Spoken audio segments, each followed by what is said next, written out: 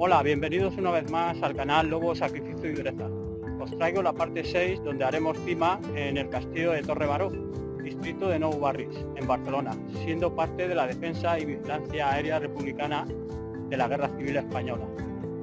También dejaros una de las muchas rutas efectuadas a pie, en mi caso, y en 3D para que tengáis una perspectiva. También recordarte que si al final del contenido te ha gustado, dejes tu importante like, que comentes, que compartas, no te lo quedes para ti. Y en el caso de que no estés suscrito, anímate, así no te pierdes los siguientes contenidos. Comencemos.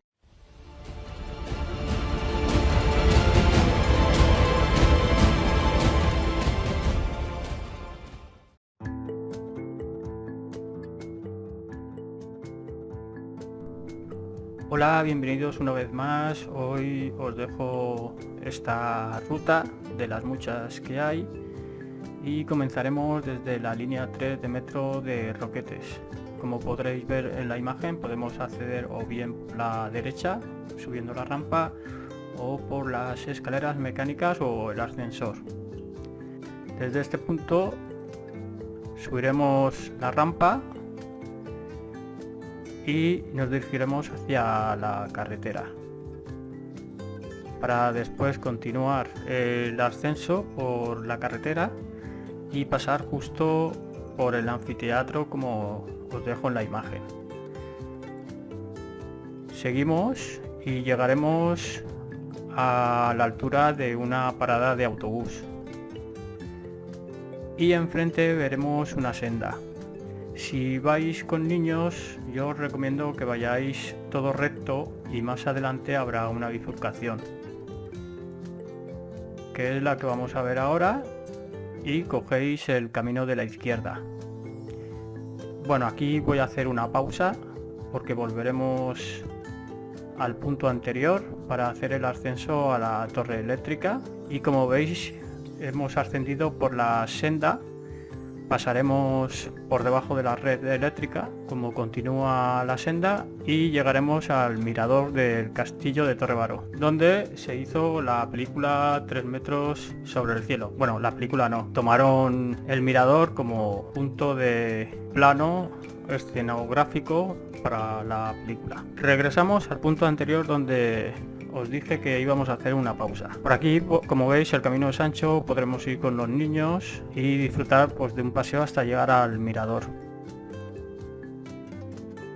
Cuando ya lleguemos al mirador, cogemos el camino que hay junto a la carretera y nos llevará directamente al castillo de Torre Baró. Cuando ya disfrutemos de las vistas, continuamos por la senda y saldremos a la carretera y tomaremos la dirección de la derecha para seguir el curso de la carretera y llegaremos a una bifurcación en la que tomaremos a la izquierda.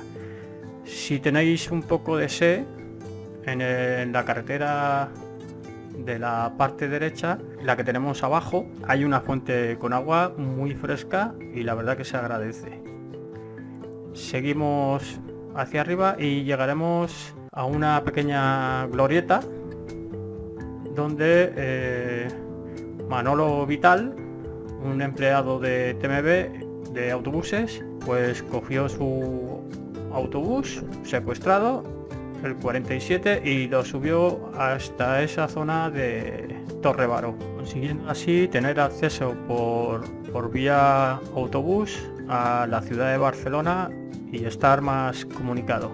Y bueno, aquí finalizamos la ruta, ya podéis volver por donde más estiméis conveniente y espero que la disfrutéis. Continuamos. El castillo de Torre Baró comenzó su construcción en 1905 con la intención de convertirse en un establecimiento hotelero.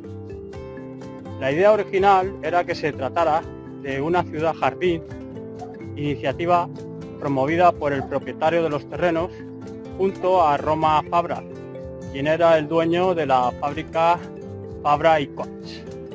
La historia de este castillo Torre Baró es un tanto confusa. La teoría más extendida indica que fue solicitado por el barón Manuel de Sivatte, un destacado líder carlista y padre de Mauricio de Sivatte, quien también participó en la política relacionada con el carlismo. El barón residía en la cercanía, en la ya desaparecida Torre del Baró, y tenía el deseo de construir una segunda torre para su hija, que requería un espacio para su recuperación tras una enfermedad.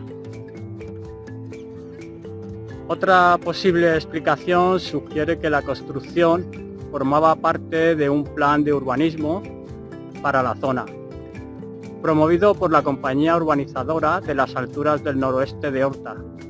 Don Manuel de Sivatte desempeñaba roles como consejero en la administración y donde la torre se concebía como un hotel. En aquel tiempo el acceso a esta zona era complejo, ya que las rutas de comunicación no eran las actuales.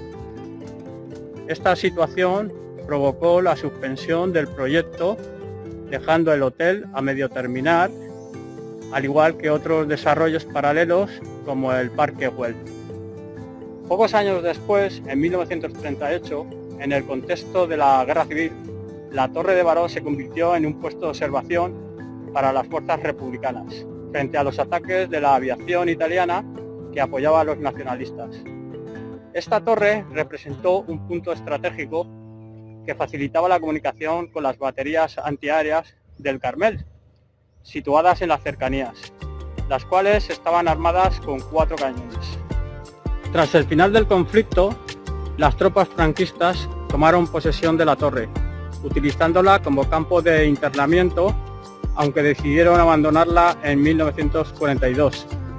El deterioro de la estructura se acentuó debido a la acción de algunos habitantes que saquearon su interior, dejando únicamente la estructura de piedra en pie.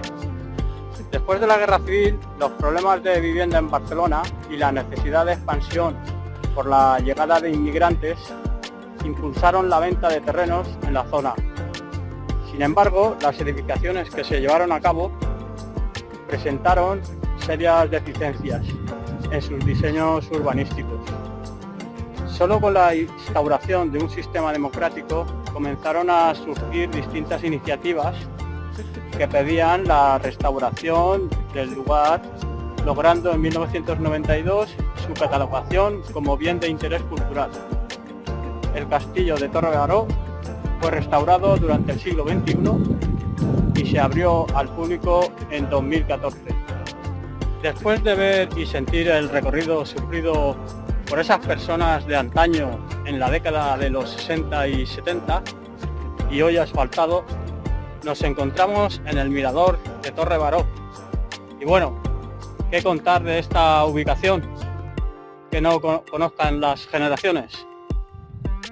Famosa en la película de 3 metros sobre el cielo y que utilizaban para hacer competiciones de dominadas entre los zagales, y que dejaré también uno de los muchos enlaces. Seguimos.